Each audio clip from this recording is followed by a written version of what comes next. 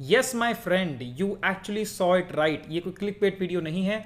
ये 900 vacancies exist करती हैं, एक्चुअल में एग्जिस्ट करती हैं, and it's a hidden vacancy. क्यों? क्योंकि इसके बारे में कोई बात भी नहीं कर रहा है। एंड यहाँ पर 2 जॉब नोटिफिकेशन है, it is not a single job notification. 2 job notification में क्लब करके 900 वैकेंसीज एग्जिस्ट करती हैं, and this is all for JNK specific region. यानी कि 900 वैकेंसीज JNK रीजन के लिए एग्जिस्ट करती हैं। इसके बारे में हम लोग डिस्कस करेंगे। This vacancies are there in Indian railways, यानी कि सेंट्रल गवर्नमेंट वाली फीलिंग, सेंट्रल गवर्नमेंट की जॉब की फीलिंग आप अपने घर बैठे जम्मू एंड श्रीनगर के अंदर आप ले सकते हैं। So this is a very very interesting one. No one is talking about it and therefore I am there to talk about it. और बहुत ही डिसेंट अच्छी सैलरी मिलने वाली है। These are 2 job notification. This is not a 1 job notification. This is 2 job notifications. तो एक एक करके दोनों को डिस्कस करते हैं एंड we'll see that. तो very very first comes is यहाँ पर आप देख सकते हैं रेलवे रिक्रूटमेंट बोर्ड यानी कि RRB द्वारा पब्लिश की गई है नोटिफिकेशन। देखो यार 2 जॉब नोटिफिकेशन है। एक है 6 मतलब इसका जो नोटिफिकेशन नंबर है इट इज 6/2024 और एक और है सेकेंड वाली, वो भी हम डिस्कस करेंगे इसके बाद। तो this is non technical post. Non technical post के अंदर यहां पर आपको क्लर्क की पोजीशन देखने को मिल जाएगी, क्लर्क की पोजीशन आपको देखने को मिल जाएंगी, and this is a very very decent job as well. Let's see this. सबसे पहली बात तो अगर आप ये वीडियो देख रहे हैं 21/10/2024 के बाद, तो यार इस वीडियो को छोड़ दो, कोई दिक्कत वाली बात नहीं है। अगर आप चाहो तो लाइक कर सकते हो because you are already very very late to apply for it. तो last date for fees payment is this one and date of notification of, अगर आपको कुछ मॉडिफिकेशन करनी है तो ये डेट पर्टिकुलर है, बट कुछ गलत करना ही मत यार, मॉडिफिकेशन करने पड़ेंगे तो that is a different stuff all together. So this is the final date right, and the job notification is live, you can apply for it. Apply करने से पहले ये तो देख लें कि है क्या, अप्लाई भी कर भी सकते हैं कि नहीं। तो यहाँ पर देखो 3 वैकेंसीज मेजरली, 4 वैकेंसीज मेजरली निकली हैं। Commercial cum ticket clerk, account clerk and junior clerk and trains clerk. So my preference to you guys is just leave this 3। अगर आप अप्लाई करना चाहो तो अप्लाई कर सकते हो, कोई दिक्कत वाली बात नहीं है। बट इस पर्टिकुलर जॉब जो एडवर्टीजमेंट है इसके अंदर ये स्टार मार्क वैकेंसी है, लेवल 3 की जॉब है, यानी कि 21,700 आपका बेसिक होगा। इसके ऊपर TA DA HRA सब कुछ लगाकर, अभी बोनसेस तो चलो एक्स्ट्रा हैं, बोनस आपको पता होगा शायद रेलवेज को सबसे ज़्यादा बोनस मिलता है, दिवाली बोनस की बात कर रहा हूँ, चलो वो सब कुछ एक्स्ट्रा भी छोड़ दे तो 40,000 rupees per month is the salary जो कि आप इन हैंड सैलरी एक्सपेक्ट कर सकते हैं। 40,000 रुपये आप सब कुछ कटा कर लेके जाएंगे एंड ग्रॉस सैलरी तो आपकी 45-46 के आसपास बनेगी। ठीक है, देखो नॉर्मली इसकी एज जो होती है वो 18 से 30 ईयर्स के बीच में होती है, बट इस पर्टिकुलर जॉब नोटिफिकेशन के मद्देनजर रखते हुए अगर 1/1/2025 यानी कि 1 जनवरी 2025 में आपकी एज 18 से लेकर 33 years for the unreserved category, आप समझ रहे हो लगभग सबके सब एलिजिबल हो जाओगे आप। अनरिजर्व कैटेगरी की अगर आपकी इतनी पर्टिकुलर एज में लाइक करते हो तो आप अप्लाई कर सकते हो। एंड इसके लिए अगर हम देखें ओवरऑल इंडिया में 3,445 वैकेंसी, 3,445 वैकेंसी एग्जिस्ट करती हैं। लेकिन क्या हमें बाकी सबसे इतना मतलब है? नहीं। आप जाकर डेफिनेटली मैं नोटिफिकेशन शेयर कर दूंगा टेलीग्राम चैनल के ऊपर, वहां पे आप जाके पूरी नोटिफिकेशन स्टडी कर सकते हैं। चंडीगढ़ के अंदर भी कुछ 600 वैकेंसीज हैं एंड अदर रीजन्स में अलग अलग वैकेंसीज हैं। हमें मतलब है सिर्फ और सिर्फ एक वैकेंसी है जो कि JNK में एग्जिस्ट करती है, उसके रिगार्डिंग बात करेंगे। ये आपकी डेट्स वगैरह दी हुई हैं, you can actually see this. ठीक है, अच्छा बाय द वे इसके अलावा भी जो रिलैक्सेशन भी है, ये तो अनरिजर्व कैटेगरी के लिए बताया था, OBC के लिए 3 साल का, SC ST के लिए 5 साल का, वो that is something just can be seen. Now comes is this one 1, 2, 3 and 4। ठीक है, टोटल वैकेंसीज अगर हम देखें 92 वैकेंसीज आउट ऑफ 147 वैकेंसीज, यानी कि लगभग 100 vacancy out of 150 vacancies exist कर रही हैं इसके लिए। और ये तो मैंने आपको बताया ये है ही बहुत बढ़िया। लेवल 3 की जॉब है, नदर्न रीजन के अंदर आपको पोस्टिंग होगी, यानी कि मेजॉरिटी ऑफ द केसेस में आप JNK रीजन के आसपास ही रहने वाले हो। JNK के रीजन के अंदर भी आपको बहुत चांसेस है कि मिल जाएं। इनको क्यों नहीं बोला? बिकॉज अगर आप यहाँ पर मेंशन करो DLM पटियाला से मैं बिलोंग करता हूँ, आपको पता होगा DLM ऑफिस मेरे बिल्कुल पास में ही है, वहां पर आपकी पोस्टिंग होगी तो आप थोड़े घर से दूर हो जाओगे। इफ यू सी RCF क्या, रेलवे कोच फैक्ट्री, जो कि आपकी कपूरथला में देखने को मिल जाएगी, ये भी घर से दूर हो जाओगे। थोड़ा सा अगर आप मैनेज कर सकते हो that is absolutely fine, but other region के अंदर this is a great opportunity all together. You can also look forward to other ones as well.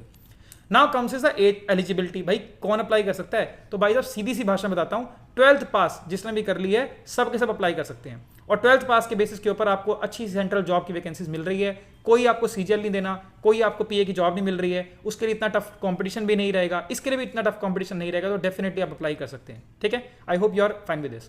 अब इंटरेस्टिंग बात है इसका पैटर्न क्या रहने वाला है। तो यार देखो 2 जॉब नोटिफिकेशन डिस्कस कराऊंगा मैं, उसमें से अभी हम फर्स्ट के रिगार्डिंग बात कर रहे हैं।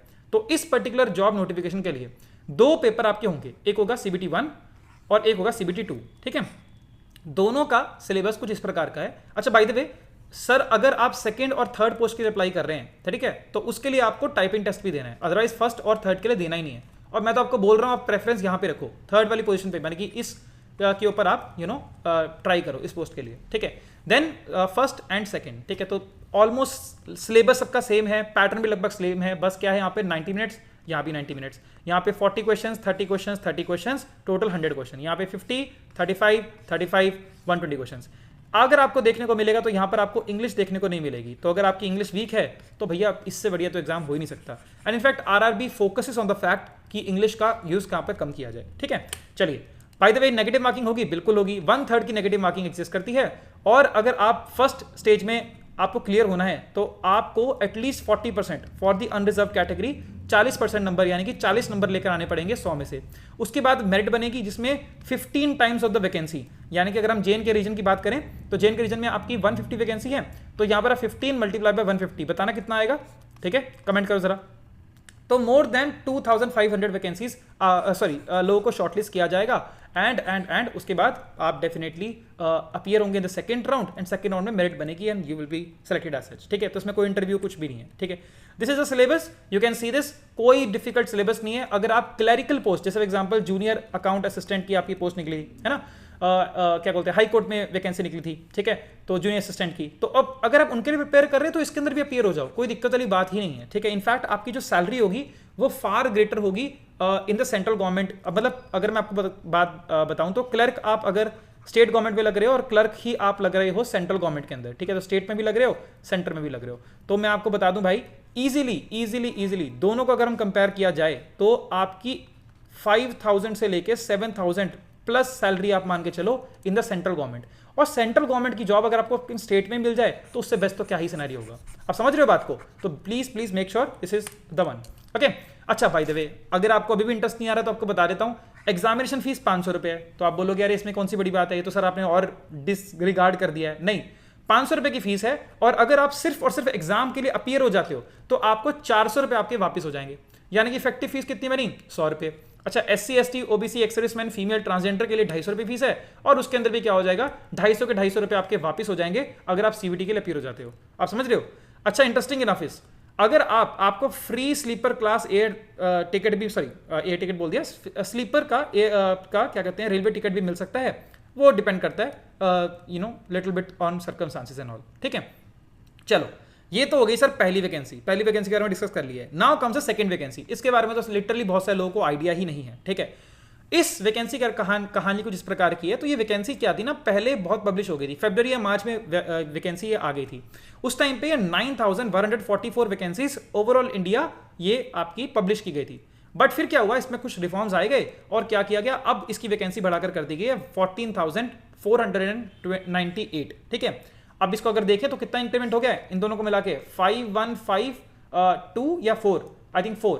तो इतनी वैकेंसीज के यहाँ पर क्या हुआ है, इंक्रीमेंट हुआ है, एंड थोड़ी बहुत इंक्रीमेंट और भी हो सकता है, ये चलता रहता है, ठीक है, तो कोई बड़ी बात नहीं है। अब इस वैकेंसी के अंदर क्या इंटरेस्टिंग है, ये वैकेंसी थोड़ी टेक्निकल पोस्ट के लिए, टेक्नीशियंस की पोस्ट के लिए। अब यार इसमें ना कुछ वैकेंसीज तो बिल्कुल ही बताऊं तो खराब हैं, मतलब उसके लिए आप अप्लाई बिल्कुल भी मत करना अनलेस आपके घर में बहुत दिक्कत कोई परेशानी है, मतलब अप्लाई मत ही करना, ठीक है। लेकिन इसमें एक वैकेंसी ऐसी है कि जो मजेदार वैकेंसी है, लेट्स जस्ट सी दैट। तो यहां पर आपकी 2 वैकेंसीज मेजरली देखने को मिलेंगी। एक है टेक्नीशियन ग्रेड 3, तो ग्रेड 3 की थोड़ी फिजिकल जॉब है, not required, I would personally से कि मत ही करना। और लेकिन जो ये वैकेंसी है ना भाई, इसमें है स्टार मार्क वैकेंसी। पिछले में क्या बताया था आपको, लेवल 3 की पोस्ट, भाई साहब ये है आपकी लेवल 5 की पोस्ट। लेवल 5 का बेसिक होता है 29,200। अगर आपके कोई इंडियन आर्मी में है तो आपको पता होगा कि हवलदार की जो पोजीशन होती है उसका भी यही बेसिक होता है, और TA DA HRA फलाना ढिंकाना सब कुछ बन के उनके भी you actually get around 50,000 rupees salary in hand. मान के चलो भाई साहब 50,000 की इन हैंड सैलरी अप्रोक्सीमेटली, मतलब 48-49 के आसपास मिलेगी आपको ये salary. And interesting enough is, ये जो डेट है ये 1/7/2024 अगर आप देखें जो जुलाई के हिसाब से माना हुआ है, 36 साल तक की उम्र में अगर आप एलिजिबल हो तो भी आप अप्लाई कर सकते हो, ठीक है। ये इसको छोड़ दो, ये पुराना वाला है। नाउ कम्स इस, अगर आप ये वाली पर्टिकुलर नोटिफिकेशन या ये पर्टिकुलर वीडियो 16/10 के बाद देख रहे हो तो भाई you have miss this opportunity. But अगर आप 16/10 से पहले देख रहे हो तो make sure to apply for this. थोड़ी और डिटेल में लेते हैं। अगर देखो अगेन 14,000 वैकेंसी निकली है, पर अपने को उससे ज़्यादा मतलब नहीं है। हमारी मेजॉरिटी ऑडियंस है JNK रीजन से, और JNK रीजन में आपकी निकली है 721 vacancy, 721 vacancies as you can see. But क्या ये सब चीज़ें मैटर करती है? नहीं। यहां से लेके यहां तक कोई वैकेंसी आपको ज़्यादा देखने की जरूरत नहीं है, अनलेस आप जेन्युइनली अपेयर होना चाहते हैं तो आप डेफिनेटली टेक्नीशियन ग्रेड 3 में भी अप्लाई कर सकते हैं। If you have qualified ITI 12th पास के बाद, सॉरी 10th पास के बाद अगर आपने ITI किया है तो आप डेफिनेटली अप्लाई कर सकते हैं इन पोजीशंस के लिए। बट इनको छोड़ो, आपको सिर्फ फोकस करना है इस पर्टिकुलर वैकेंसी पे। मैंने आपको पहले बताया टेक्नीशियन ग्रेड 1 के ऊपर फोकस करना है, सिग्नल। टोटल वैकेंसी कितनी है? 35। तो 35 थोड़ी कम दिख रही होंगी, लेकिन आपको बता दूं मेजॉरिटी ऑफ द पब्लिक को पता ही नहीं है। And personally as of now, जब तक मैं इस वीडियो को रिकॉर्ड कर रहा हूं, किसी भी चैनल ने, जो आपके JNK के मेजर चैनल्स हैं, इस वीडियो को कवर नहीं किया है। अगर जितना मैं देख पाया, हो सकता है किसी ने कवर किया हो पर मुझे नहीं दिखा, तो you can of course correct me in the comment section. तो बहुत सारे लोगों को पता ही नहीं है। और इसकी एक इंटरेस्टिंग बात और है, इसके लिए कुछ चाहिए specific qualification. Everyone is not eligible for its. और वो स्पेसिफिक क्वालिफिकेशन क्या है उसके रिगार्डिंग बात कर लेते हैं। बाय द वे ये एज क्राइटेरिया दिया हुआ है, और 5 साल 3 साल रिलैक्सेशन वगैरह ये आपको पता ही है। अच्छा, सेम इसकी भी कहानी है कि 500 रुपए की फीस यहाँ पर जाएगी, जिसमें 400 रुपए रिफंड हो जाएंगे। 250 रुपए की fees for SC ST ex serviceman female transgender, और इन सबकी क्या हो जाएगी? 250 के 250 फीस रिफंड हो जाएगी अगर आप जाके पेपर देते हो तो। और अगेन स्लीपर क्लास का टिकट। नाउ स्पेसिफिक वैकेंसी जो मैं बात कर रहा था वो है ये। अगर आपने BSc करी है, देखो यहाँ पे छोड़ो क्या कुछ लिखा है, छोड़ दो उसको, आप इधर देखो। BSc करी है नॉन मेडिकल में, ठीक है, नॉन मेडिकल से अगर आपने BSc करी है तो आप एलिजिबल हो। अगर आपने BSc करी है किसके अंदर? फिजिक्स के अंदर, फिजिक्स एज अ सब्जेक्ट, ठीक है, तो आप एलिजिबल हो। अगर आपने BSc ही करी है with computer as a subject, और जैसे आपको पता होगा BSc in computer science is also there, तो भी आप एलिजिबल हो। अगर आपने BSc करी है in the IT field, IT की फील्ड में करी है, तो भी आप एलिजिबल हो। अच्छा, अगर आपने BSc करी है इलेक्ट्रॉनिक्स के अंदर, अच्छा ऐसा भी हो सकता है, जितने भी मैंने अभी नाम लिखे उसके अंदर, जैसे नॉन मेडिकल अगर आप कर रहे हैं तो आपके बीच में भी सारे आ जाते हैं, ठीक है। तो अगर आपने नहीं भी करी है इसके अंदर स्पेसिफिक कंप्यूटर साइंस नहीं करी है, लेकिन अगर आपकी BSc डिग्री में computer as a major subject था, तो आप डेफिनेटली अप्लाई कर सकते हो, you are eligible for it. अच्छा, इतनी तक कहानी खत्म नहीं होती है। अगर आपने ये फील्ड जो मैंने यहां पर मेंशन करी है, physics computer IT electronics, physics computer IT electronics, या फिर आप BSc सिंपल नॉन मेडिकल लिख देना, ठीक है। इसमें अगर आपने किसी में भी डिप्लोमा किया है, डिप्लोमा होता है ना यार, ओके पोलमा हो गया, सॉरी, तो डिप्लोमा किया है तो भी आप एलिजिबल हैं। अगर आपने इनमें से किसी भी एक में सब्जेक्ट में डिग्री करी है, डिग्री मतलब इंजीनियरिंग की डिग्री बात कर रहा हूं, तो भी आप एलिजिबल है। यानी कि for example if you have done diploma in computer कह लो, या फिर अगर आपने की है BTech इन कंप्यूटर साइंस, ठीक है, या फिर आपने की है BTech in IT, BTech in electronics, whatsoever सब, तो भी आप एलिजिबल हो। इसके अलावा यहां पर कोई भी एलिजिबल नहीं है। मतलब एलिजिबिलिटी डेफिनेटली है दूसरी पोस्ट के लिए, बट मैंने आपको बताया वो पोस्ट इतनी अच्छी नहीं है, तो उसके लिए अप्लाई मत करना। ये पोस्ट के लिए वही लोग अवेलेबल हो पाएंगे, and this my friend is the bestest possible case combination.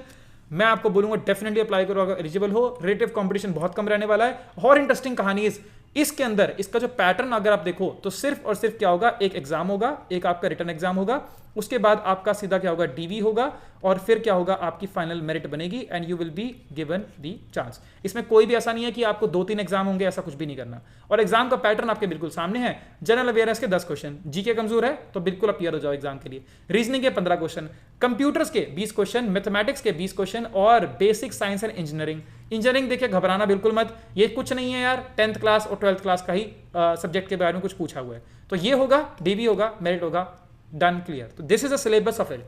देखो this is sorted, this is sorted, this is sorted, this is sorted, this is sorted. Sorted क्यों बोला? बिकॉज ये वही सब सिलेबस है जो कि आपने कहीं ना कहीं पहले भी पढ़ा हुआ है, तो इसमें कोई दिक्कत वाली बात नहीं है। इनफैक्ट मैथमेटिक्स का सिलेबस काफी ज्यादा कम भी देखने को मिलेगा, इसमें ज्योमेट्री वाला पार्ट थोड़ा कम ही आएगा, ठीक है। Then comes is this is the differentiator. अब इस डिफरेंशिएटर में क्या है कि मोटा मोटा अगर पढ़ो ना, fundamental, units of management, intensity, speed, velocity, electric charge, Ampere's law, magnetic current, basic electronics, digital micro processor, range extension, cathode, ये LCD LED पैनल, इसमें बहुत ज्यादा डेप्थ में कुछ नहीं आने वाला है। कहानी सिंपल सी बात बताऊं तो, अगर आप इसमें सिलेबस आपने जो किया है 10th में और 12th के अंदर, आपने majority of the syllabus cover कर लिया होगा। इसके अंदर आपको कुछ भी नहीं है। जैसे for example Ohm's law, limitation 10th class में पढ़ लिया था भाई आप लोगों ने, 12th क्लास के अंदर भी जो सब्जेक्ट बचा वो आपने तब कर लिया होगा। इसके अंदर ऐसा कोई भी टॉपिक ऐसा नहीं है, लाइक 99% ऑफ टॉपिक्स एग्जिस्ट जो कि आपने 10th या 12th में कर लिए, तो इसके लिए आपकी डिग्री की रिक्वायरमेंट भी नहीं है, टू बी वेरी फ्रैंक। हाँ, अगर आपने डिग्री की है तो आपने उसको फिर से डेफिनेटली पढ़ ही लिया होगा, इसमें कोई दिक्कत वाली बात नहीं है। तो दिस इज द 2 वैकेंसीज का हम डिस्कस किया। मेक श्योर करना, इसको अप्लाई करना, और अगर कोई भी दिक्कत हो, कोई परेशानी हो, डेफिनेटली आप यहाँ पे मुझसे कनेक्ट हो सकते हैं इन दिस मीडिया, और अगर आप चाहें तो ग्रुप में भी जा सकते हैं जिसके अंदर मैं आपकी PDF वगैरह शेयर कर दूंगा। Make sure to watch this video, sorry make sure to like this video, and कोई भी दिक्कत हो, परेशानी हो तो आप डेफिनेटली कर सकते हैं। See you the very next time, till guys take care, हमेशा की तरह जय हिंद।